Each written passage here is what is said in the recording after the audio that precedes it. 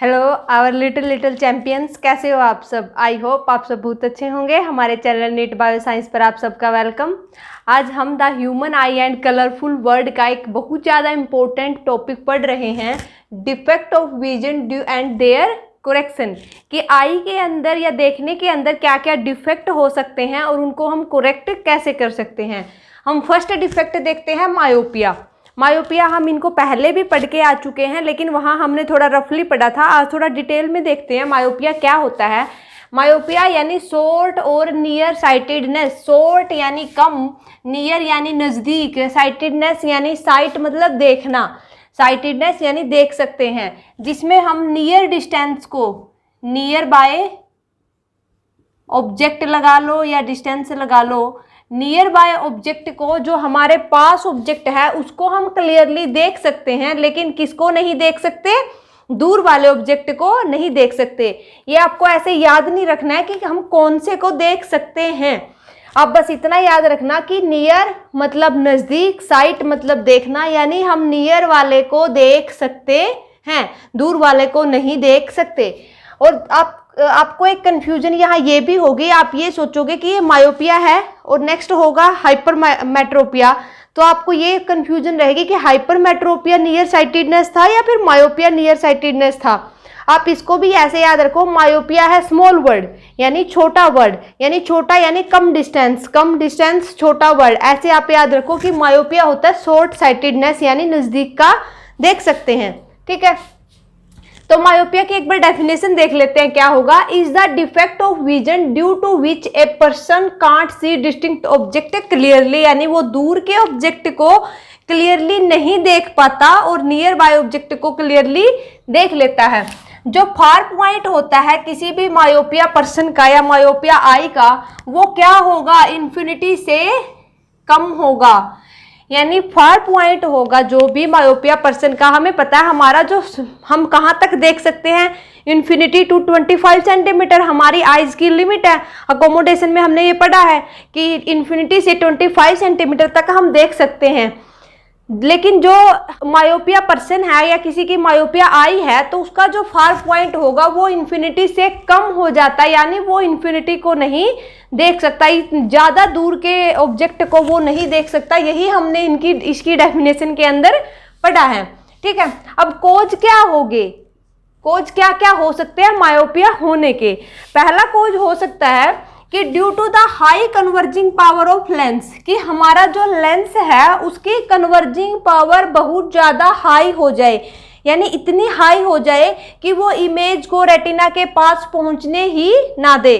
तो वो उसकी वजह से क्या हो सकता है, ये डिफेक्ट आ सकता है मायोपिया। अगर रेटिना के पास इमेज नहीं जाएगी और जो इमेज रेटिना के पास, रेटिना के ऊपर नहीं बनेगी, तो रेटिना आगे सिग्नल ब्रेन तक नहीं दे सकता और हमें इमेज का पता ही नहीं चलेगा, यानी हमें ऑब्जेक्ट दिखाई नहीं देगा। तो क्या होगा, जब due to high converging power of lens की हाई कन्वर्जिंग पावर क्यों हो जाती है, जो हमारी सिलेरी मसल्स है वो रिलैक्स नहीं करती सफिशिएंटली, यानी जितना उनको रिलैक्स करना चाहिए था वो इतना रिलैक्स नहीं कर पाती। ये हमने अकोमोडेशन में पढ़ा था कि रिलैक्स करने की वजह से क्या हो जाता है, जब सिलेरी मसल्स रिलैक्स करती हैं तो वो लिगामेंट को टाइट करती है। जब लिगामेंट टाइट होते हैं तो लेंस लंबा और थिन हो जाता है, और जब लेंस थिन हो जाता है तो वो ज़्यादा रे ऑफ लाइट को अपने पास, यानी डिस्टिंक्ट जो रे ऑफ लाइट आ रही है उनको लेता है और फिर उसको रिफ्रेक्ट करता है, कन्वर्ज करता है किसके ऊपर, रेटिना के ऊपर। तो अगर हमारी सिलेरी मसल्स रिलैक्स नहीं हुई अच्छे से जैसे उसको होना चाहिए था, तो क्या होगा, आई लेंस है वो हमारा थिन नहीं होगा, जो उसकी नॉर्मल पोजीशन थी उसके अंदर रहेगा आई लेंस, यानी हमारा आई लेंस थिनर नहीं बनेगा। अगर आई लेंस थिनर नहीं हुआ तो क्या होगा, जो लेंस कैसा रह जाएगा, थोड़ा थिक। और हमने पढ़ा था अगर लेंस थिक होगा तो उसकी वो कन्वर्जिंग पावर क्या होगी, ज़्यादा होगी, हाई होगी। तो हाई कन्वर्जिंग पावर रहेगी लेंस की। इस केस में लेंस की कन्वर्जिंग पावर थोड़ी कम होनी चाहिए थी, ताकि जो डिस्टिंक्ट ऑब्जेक्ट से रे ऑफ लाइट आ रही है वो उनको रेटिना के ऊपर कन्वर्ज कर दे। ठीक है, लेकिन वो इतना ज़्यादा कन्वर्ज करता है, इतनी हाईली कन्वर्ज करता है कि जो रे ऑफ लाइट को रेटिना के पास पहुंचने ही नहीं देता। ठीक है। हाई अगर कन्वर्जिंग पावर लेंस की हो गई तो image formed in front of retina, तो इमेज क्या हो जाएगी, रेटिना के आगे ही बन जाएगी। जैसे आपको दिख रहा है इस डायग्राम के अंदर कि जो पैरेलल रे है किसी डिस्टिंक्ट ऑब्जेक्ट से आ रही है, किसी इन्फिनिटिव ऑब्जेक्ट से आ रही है, तो क्या हुआ, जो हमारी सिलेरी मसल्स थी, इस केस में हम देख लेंगे कि सिलेरी मसल्स अच्छे से रिलैक्स नहीं हुई।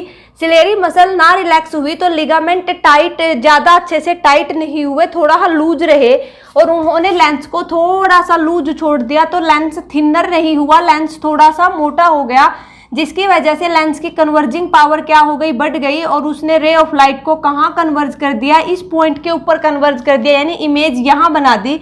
अब इमेज यहाँ बना दी, रेटिना यहाँ था, इमेज यहाँ बन गई, रेटिना यहाँ है, तो डिस्टेंस हो गया दोनों के बीच में, रेटिना के पास इमेज पहुंची ही नहीं, तो हमारी रोड और कोन सेल जो वो एक्टिव हुई ही नहीं, उनके अंदर कोई सेंसेशन ही नहीं हुई।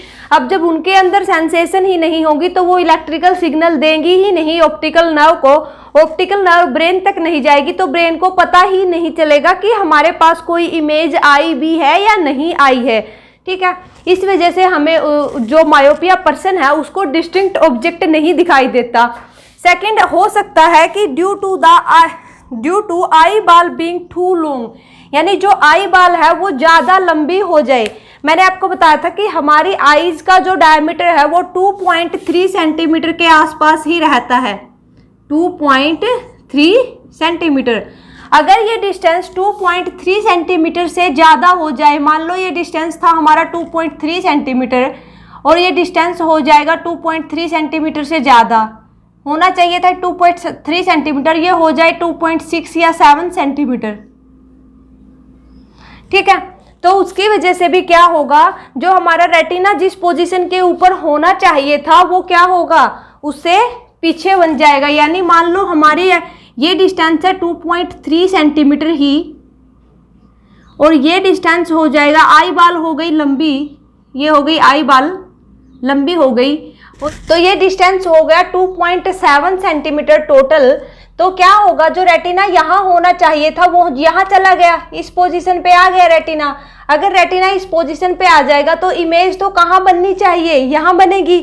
ओरिजिनली इमेज अगर नॉर्मल पोजीशन में हमारी आई होती तो रेटिना के ऊपर यहाँ बननी थी, लेकिन हमारा रेटिना तो पीछे चला गया क्योंकि आई बाल क्या हो गई, लंबी हो गई, तो यहाँ तक जो इमेज नहीं पहुँच पाएगी। और वही कंडीशन होगी कि रोड और कोन सेल के अंदर सेंसेशन नहीं होगी, इलेक्ट्रिकल सिग्नल ट्रांसफर नहीं होगा और इमेज नहीं दिखेगी।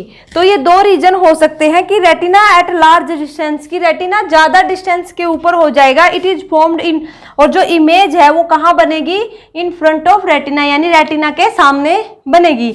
आप ये नोट कर लो अपनी कॉपी में, मैंने बहुत ईजी वे में इसको एक्सप्लेन किया है और लिखा है। ठीक है, ये एक डायग्राम तो मैंने आपको एक्सप्लेन कर ही दिया कि क्या होगा।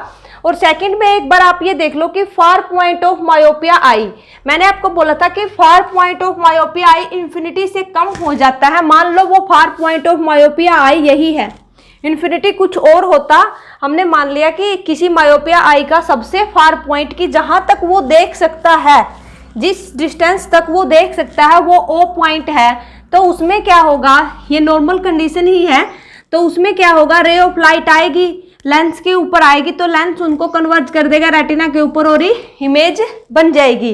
ठीक है, अब थर्ड कंडीशन में क्या होगी, हम इस थर्ड कंडीशन में कर रहे हैं किसको, मायोपिया आई को कोरेक्शन क्या होगा, कोरेक्शन के लिए हमें लेंस यूज करना पड़ेगा। बोलो कौन सा लेंस है, कौन सा लेंस है, ये कॉनकेव लेंस।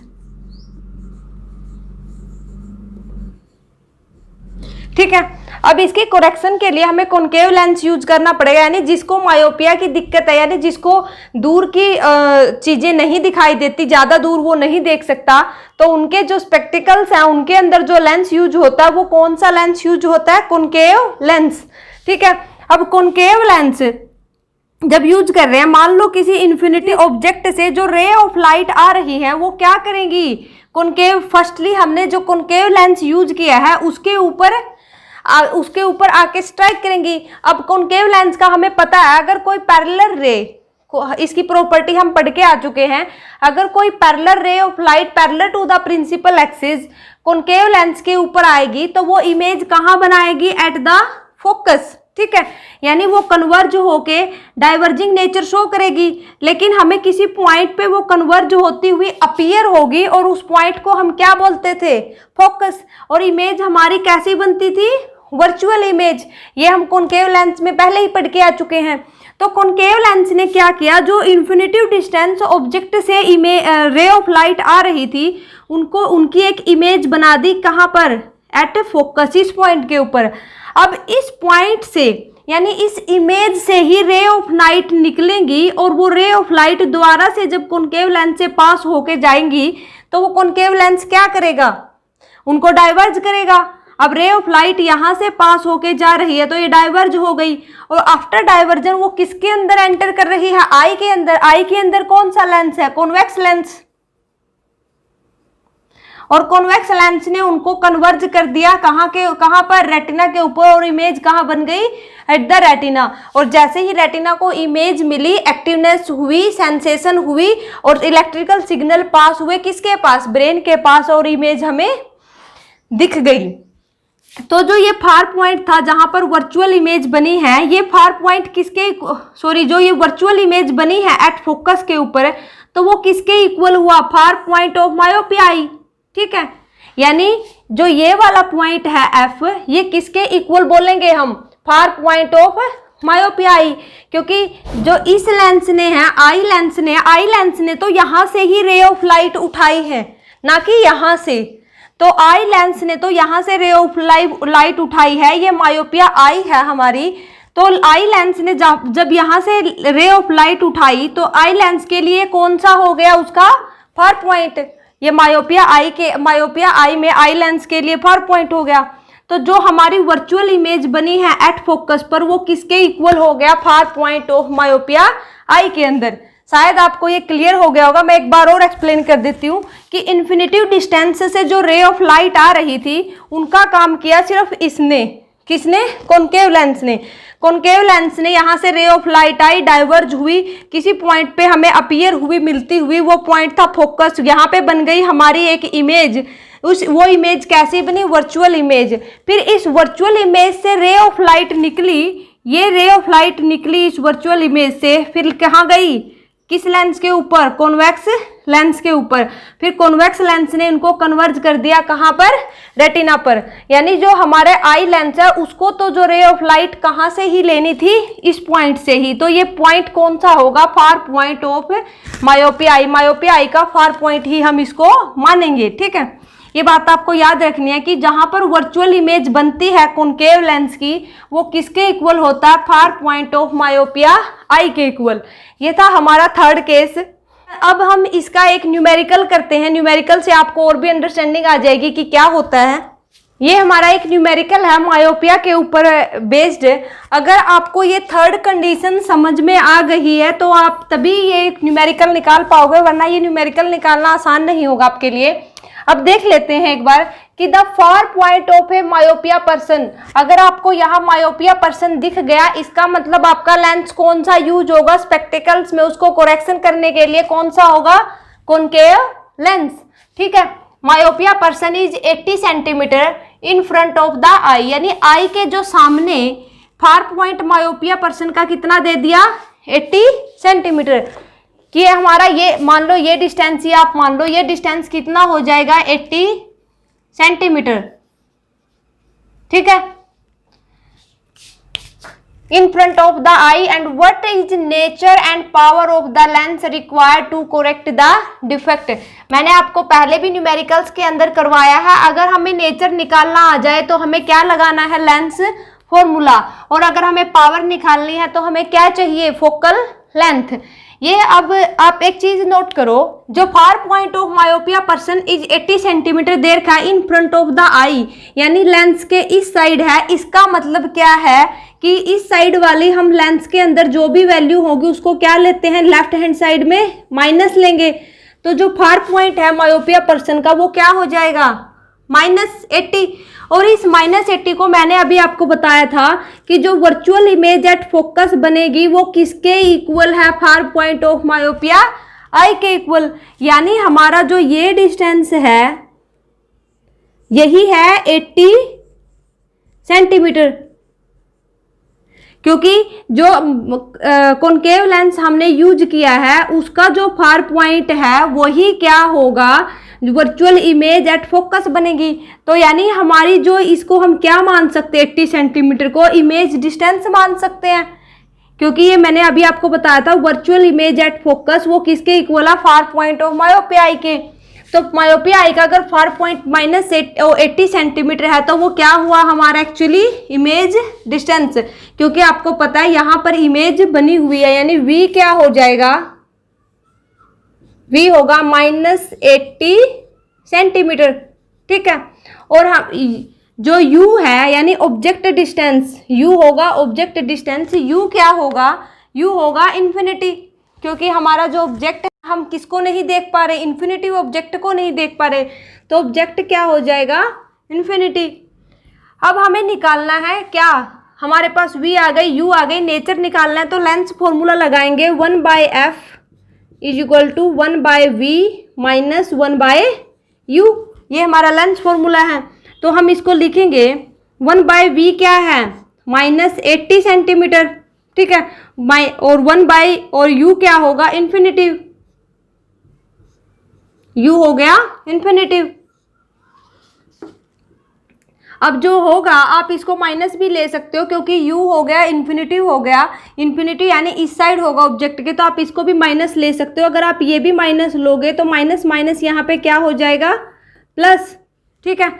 अब हम इसको लिख सकते हैं 1/80 माइनस लगा के, और ये प्लस, ये क्या हो जाएगा, 1/इन्फिनिटिव हमेशा होता है 0, अगर इन्फिनिटिव किसी वैल्यू के नीचे है तो उसको हम क्या लिखेंगे, 0। तो ये हमारे पास क्या आ जाएगा 1/-80, क्या हुआ 1/f क्या आ गया, -1/-80, तो f को हम क्या लिख सकते हैं, -80 सेंटीमीटर, ठीक है। यानी हमारी जो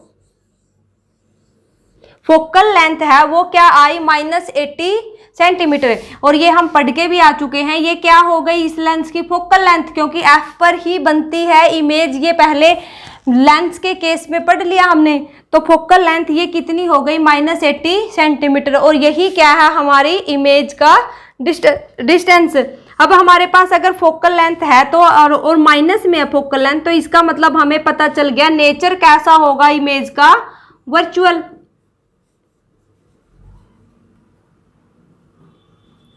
कैसा नेचर हुआ इमेज का, वर्चुअल, ठीक है, क्योंकि इस साइड वाली हर वैल्यूज को हम क्या लेते हैं लेंस के केस में, वर्चुअल इमेज। तो हमारी इमेज कैसी बनी, वर्चुअल, और क्या हुई, इन फ्रंट ऑफ लेंस के सामने, ठीक है, इन फ्रंट ऑफ लेंस। अब हमें निकालनी है पावर, पावर कैसे निकालेंगे, पावर क्या होगी 1/f, और 1/f कितना है आपके पास, f कितना, -80, यानी -80 हो गया, ठीक है। तो हम इसको लिख सकते हैं, और आपको पता है अगर हम पावर निकाल रहे हैं तो पावर की यूनिट किसके अंदर आती है, डायोप्टर के अंदर, और अगर डायोप्टर के अंदर यूनिट है तो हमें हमेशा फोकल लेंथ को किसके अंदर लेना पड़ता है, मीटर के अंदर, लेकिन हमारी फोकल लेंथ किसके अंदर है, सेंटीमीटर के अंदर, तो हमें इसको मीटर में कन्वर्ट करना पड़ेगा। तो मीटर में कन्वर्ट करने के लिए इसको क्या करेंगे हम, 1/100 करेंगे, तो ये हो जाएगा -100 होगा, तो पॉइंट ये 0.8, क्योंकि इसके अगर हम बाय में 100 करेंगे तो क्या हो जाएगा 0.8 मीटर। अब पावर हो जाएगी हमारी माइनस, और इसको हम एक बार सोल्व कर देते हैं, पॉइंट को ऊपर ले खत्म करने के लिए हम ऊपर 10 लगा देंगे 8। अब इसको कट करेंगे तो क्या हो जाएगा, अब इनको कट करेंगे तो हमारे पास आएगा 1.25 डायोप्टर, ये हो गई हमारी पावर, ठीक है। अब इस लेंस का आपको पता चल गया है कि जो मेन बात इसमें देखनी थी वो यही थी कि फार point of myopia person 80 centimetre है, यानी यही क्या है इमेज का डिस्टेंस है। और लास्ट में हमारा यही क्या निकल कर आया, फोकल लेंथ। इससे कंफर्म भी हो गया कि ये इमेज का डिस्टेंस ही था, क्योंकि फोकल लेंथ ही पर ही, क्योंकि फोकस के ऊपर ही इमेज बन रही है, ठीक है। अब इसके बाद हम करेंगे हाइपरमेट्रोपिया।